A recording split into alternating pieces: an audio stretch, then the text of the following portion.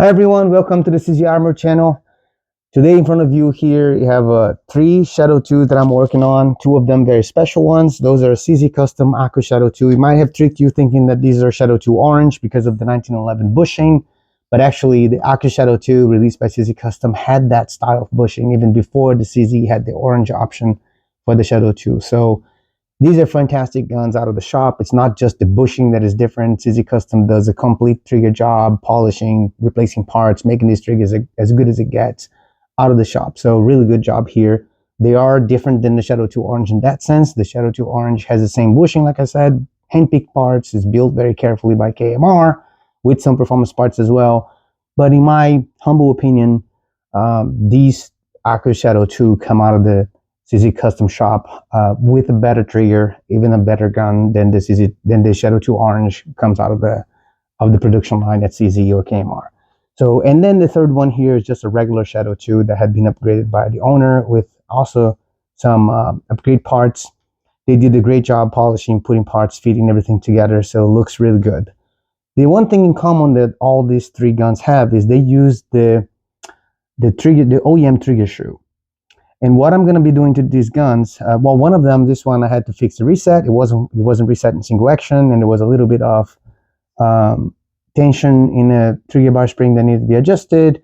It started resetting after that, but it wasn't consistent enough. There was basically zero pre-travel on the single action, which told me that this connector needed to be a little bit fitted, a little bit more material be removed from the face of from the nose of the disconnector, so you got a little bit more pre-travel, at least some minimum pre-travel, and then it resets consistently. So this one is fixed. But the other three ones was basically work a little bit in the trigger shoe to make, to get advantage of that reach reduction that the disconnector, the aftermarket disconnector that is installed in these three guns. While these two had the one from CZ Custom, this one has the one from Cajun. They all kind of give you the same possibility of having a reach reduction in your double action. What I mean by reach reduction is this distance here in double action, right? So some people, either because they have smaller hands or they just prefer a little bit shorter pull here. So this will only happen if you have, one, the disconnector that gives you the opportunity to do that, to pull your trigger a little bit backwards. And two, you need to have a trigger shoe that gives you the control, the pre-travel control in double action to actually push that trigger back, the trigger shoe back until the trigger bar touch the disconnector. So to make it easier for you to understand, to see it, this is what a trigger shoe, OEM trigger shoe looks like. You see there is one set screw here in the face of the shoe, and this is basically your post-travel or over-travel control. That's going to make you have a shorter and shorter reset as you push this screw in, set this screw in. You have to be careful. If you put it too much, I have a video about that, so I'm not going to go into the details, but if you go too much, then your gun won't fire anymore because the trigger needs to go back enough to drop the hammer. But you don't have anything on top here. And this is where your set screw for pre-travel control would be added. That's the aftermarket trigger shoe that Cajun, for instance, sells with their reach reduction kit. And they say, and there's a disclaimer when you buy their hybrid disconnector for reach reduction, they say that you'll only be able to take advantage of that if you have this trigger. What they mean by that is a trigger with this control, this second set screw in the top. So you have the same one at the bottom for over travel, and you now have one at the top for pre-travel. This, to make sure you understand what's going on here, that's your trigger bar inside the CZ, and then this is the disconnector. Again, I have videos about that too, explaining every function of the disconnector, every side of it, what it does, etc. So I'm not going to go into details there, but I think in the video I explained that too. But basically, your disconnector interacts with your trigger bar in this way when it's inside the gun. So when it is in double action, what you have here is this gap that you see me doing here. This is where on the aftermarket disconnector, that little wing that on that side that you see on both sides actually, but you see touching the trigger bar, it's a little shorter, and then it gives you a longer gap. So that longer gap, that wider gap between the disconnector and the trigger bar is where you're going to use that pre-travel to push the trigger bar back until it touches or almost touches the disconnector, making your trigger then be a little bit shorter reach on it. In the gun, what I'm talking about, so you can visually understand this, is you see this pre-travel here. this much of pre-travel in double action, right? How about if we could cut this half of this pre-travel? We cut everything, you might run out reliability problems, like your trigger might not reset in double action. But you can cut half that distance, still leave a little bit of pre-travel, but that's going to give you a shorter reach. That's what we're going to do. So as I'm moving the trigger here, what I just explained with the trigger bind disconnector, that's exactly what's happening there. What I'm hitting here is the face of the disconnector, is that little edge of the disconnector on the side. And then if I keep pushing, then you see my hammer going back, right? It's going back because it's pushing the disconnector, which in turn is connected to the hammer, and then push the hammer back. So the goal, the final one, this is the one that I haven't done that yet, is to take this from this here that you just saw, this distance, this much of pre-travel, and that distance in terms of reach to this. So this is as much pre-travel as I have here. That means this trigger is backed up as much as possible. And there's a lot, this distance here is bigger, which means a shorter reach in this gun. Same thing in this one, because I've done to both of them. Same thing, this one is even less pre-travel. But there's enough. You need to put a little bit of pre-travel to make sure there's reliability. So you can do this two ways. The easy way is just get that aftermarket trigger with the pre-travel set screw, or you can actually make it simple. It's just you drill and tap an M3, drill a hole here and tap an M3 by 25 thread in this area, and then get a set screw and put it in and replace the trigger. So that's what we're going to be doing today. Okay, the tools you're going to need to do that is, well, I also have a video on how to disassemble, reassemble the gun, so I'm not going to mention the tools necessary needed for that. Just go check in that video and you see which tools you need to completely disassemble a CZ Shadow 2 and put it back. But to do the modification that we're talking about here, you're going to need a drill bit. That cobalt may work, carbide would definitely work, and that's a 2.75. If I'm doing a thread, if I'm threading a M3 by 25, then a 2.75 is the ideal size of a drill bit there. This is carbide, like I said, it goes through that soft steel of the trigger shoe like butter. You're gonna need a Allen wrench for an M3 set screw, so I think that's a 1.5 millimeter Allen wrench, and you're gonna need obviously a tap, an M3 by 25 tap. Of course, you're gonna need also a drill, a bench drill or something like that, that you can use to drill the hole in the trigger shoe. So without further ado, let's get to work. So first thing I'm going to do here is mark the place. Let's put the trigger shoe in a vise, mark the place where I'm going to make the hole, and go to the drill. So let's make sure it's flat and parallel, leveled. So put this here. I'm going to make a little mark where I want to drill this. You want it to be like kind of in the center, aligned to the bottom set screw. That should work. It doesn't make like much of a difference if it is a little bit to the left, a little bit to the right. It doesn't need to be a perfect center. So this is more aesthetics than anything else. Anywhere you make that, you put that trigger, that set screw, it's going to produce the same effect. So as long as you don't put in this ramp right here, right, make sure that that's important. You're going to make that hole in this face right here, not here, not on top. This could make your trigger stop working. It's going to be right here, which is a really good place because it's flat and should be easy to make that drill, drill that hole. So let's go to the drill. All right, I got the vise and trigger in the bench drill here, and we're going to make that hole. A little bit of cutting oil here.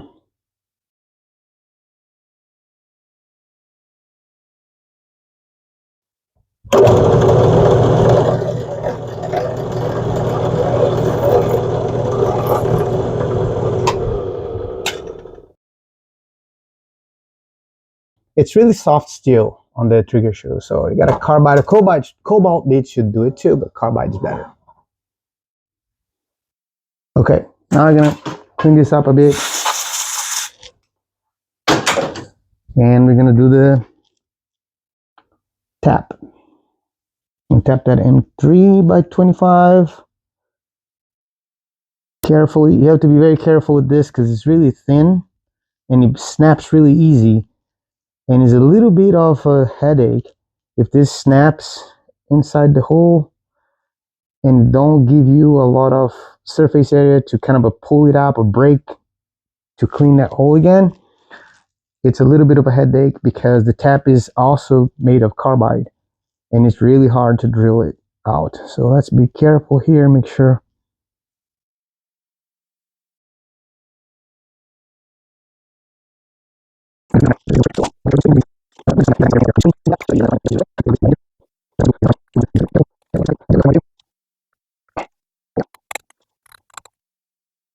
Once we're done with that, we're going to clean these threads, test with a, oh, I forgot to mention, you're going to need a set screw, obviously. An M3 by 25 by 3mm set screw. It needs to be a short one. I'll explain later why, but it needs to be a very short set screw. Otherwise, the excess of it, as it goes in the trigger shoe, it's going to interfere with your trigger return spring. Right? Once this is done, we got that hole in the trigger shoe, an M3, and we're going to try get a set screw. Like this is how small this set screw is. It needs to be a really short one, but that's an M3 by 3mm set screw. I even sometimes have to cut it. I think I already trimmed this a little bit, so maybe even, oops, right here, maybe even less than a 3mm. This might be a 2.5 or 2mm right now. I'm not going to put in the hole right now because I need to clean this, take the oil out. Okay, once that's tapped, then you have to clean this. Take all the oil, the cutting oil that you use, take it out. You can use some acetone, some brake cleaner, anything works really good. So I got some acetone here. I already did a little bit of it. I'm gonna do a little bit more. Make sure there's no residue of oil whatsoever. Why? Because we're gonna do red Loctite on this. There's so little thread. It's such a short set screw, as I showed you guys before. It's so small. There's so little thread contact between this and the trigger shoe that if you just use blue Loctite, it's going to break out at some point. It's going to give you trouble. It's going to move this. The set screw is going to move and give you trouble.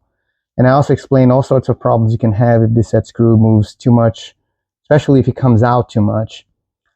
Actually in too much. Sorry, if it goes in, if it walks in, it's going to interfere with your trigger bar spring that goes right here, and it can actually lock your trigger.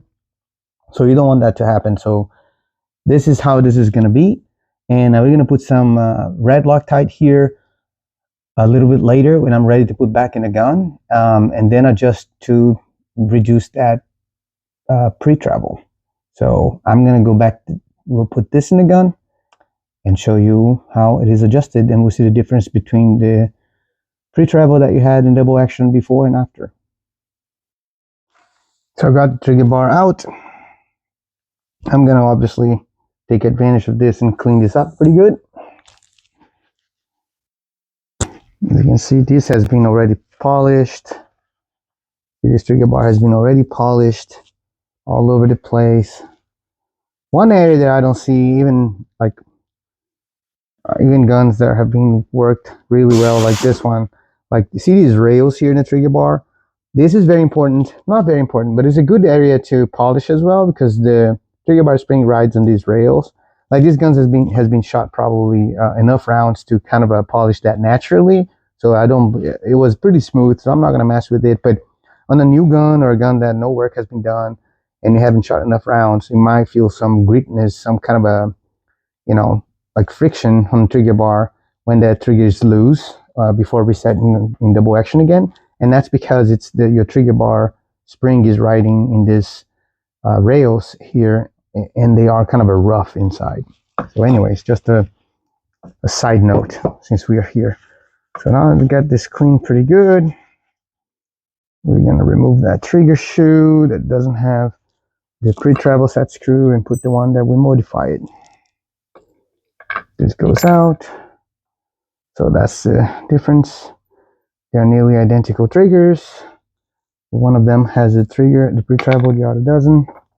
So we're going to put the one with the pre-travel in. Make sure it's pretty loose, pretty good. Great. I'm going to put the trigger by spring back here. I'm gonna put it all back together, back in the gun, and then show you how it goes. So I got the trigger bar, sorry, the trigger return spring is already in with a slave pin here. I wanted to take a moment here to show you the problem of this going in too much. So as you see, the trigger is moving freely now, but if I got that set screw, that pre-treble set screw, and I turning too much in, look at that, it's hard now, it's not moving freely anymore. So that will interfere with your trigger. All right, so that's why I need to make sure that that is a very short set screw, and therefore the reason why we're going to use red Loctite here. So I'm going to actually get the red Loctite right now on it.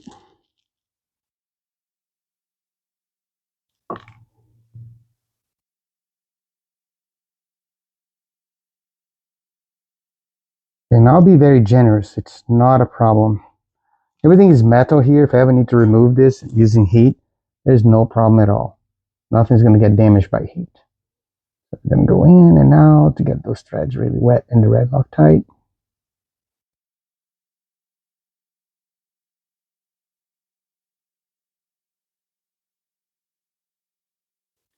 Clean out the excess, and I'm going to now get this in the gun. Okay, the modified trigger is in. You can see there is now that set screw that we put it is right there. Beautiful, but it's not working. It's a dead trigger right now. So that's, if you look at the video that I explained this is because that set screw is out too much. It's not giving, it's basically taking too much of that reach reduction, is reducing the reach in such a way that is not enough for the trigger bar to get forward enough and reset and go up to catch the disconnector again. So right now, it's just riding underneath everything. So what we have to do here is just go back to that set screw and tighten, kind of go clockwise, half a turn by half a turn, or quarter turn by quarter turn until it resets. If we go there a little bit, we're gonna go quarter turn, go back. Yeah, that was enough to reset. But right now, it's like, I know there's zero pre-treble. It's hard. It won't move. It resets and there's zero pre-treble. See, that's the problem, because just the vibration of it was enough to move the trigger, move the set screw up a tiny little bit, like 1/1000 of an inch, and that was enough to get the trigger dead again. Now if I snap it back, it works, but if I just go, see, it's the dead trigger, but if I snap it, it works again. So that's the limit, that's the edge of it. You don't want to be in that limit, so you're going to tighten another quarter turn in clockwise, always making sure that the trigger is smooth when it's dead like this. There's no friction, so that trigger is not, that set screw is not influencing with the trigger bar or the trigger return spring, so it looks good. Now there's a tiny little bit of pre-travel. To be more comfortable with this, I need a little bit more, so I'm going to go a tiny 1/8 of a turn in just to make sure. It's too much, like cutting too much pre-travel, so you want a little bit. So I'm going to go there again. Again, I'm going here, going clockwise in that set screw until it is perfect, until there's enough pre-travel that is reliable. I'm put this in a way that you can see the adjustment. Just having a little bit of trouble getting this in the way that we'll show in the camera. So right, clockwise, a little bit more. See how it goes now.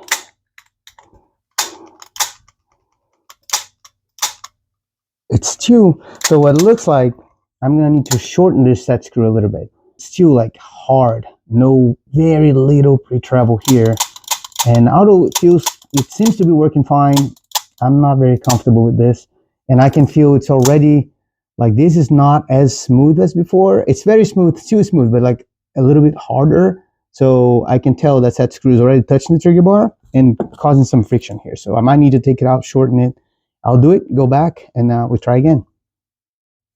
All right, back to where we started, but now all three triggers are very similar with the reach reduced. You can see there's virtually almost a little bit of pre-travel. Like I said, I feel comfortable with this much for reliability, but it's really good resetting every time.